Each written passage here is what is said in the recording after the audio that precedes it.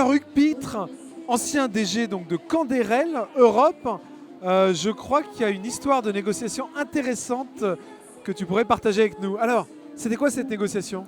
Oui, alors l'histoire effectivement de cette négociation, c'est l'histoire en fait d'un déréférencement, comme ça arrive souvent dans la grande distribution, d'arriver avec des conditions commerciales qui ne sont pas acceptées.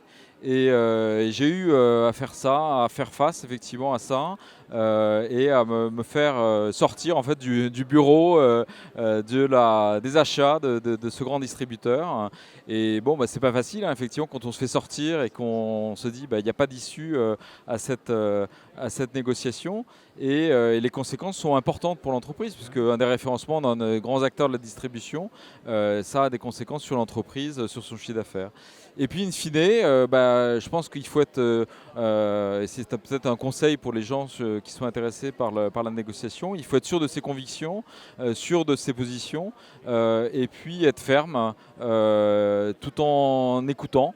Et in fine, c'est ce qui s'est passé, puisque nous avons respecté ces décisions. On a été sorti de cet acteur de la distribution et pendant plus de 6 mois. Et in fine, notre marque étant forte, nous avons été de nouveau référencés et à des conditions qui étaient plus intéressantes pour nous.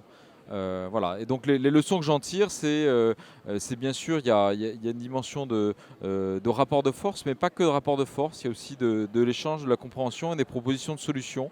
En l'occurrence, quand nous avons été rappelés à la table de négociation, nous ne sommes pas repartis du même niveau, mais nous avons apporté des solutions différentes, alternatives à ce qui nous était proposé, et ça a permis de sortir de ce conflit en fait.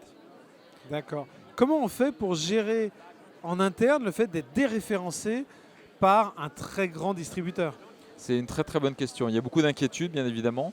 Donc on ne peut pas rentrer dans les détails forcément de ces enjeux de négociation en termes de prix ou de conditions, mais il faut l'expliquer et puis donner confiance, hein. Le management, de toute façon, c'est la confiance qu'on peut inspirer en tant que leader au reste de l'organisation.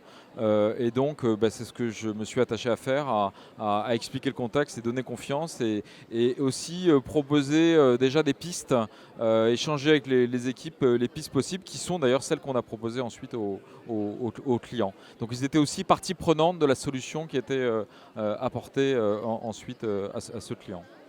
Hugues Pitre, merci beaucoup. Voilà, merci à vous.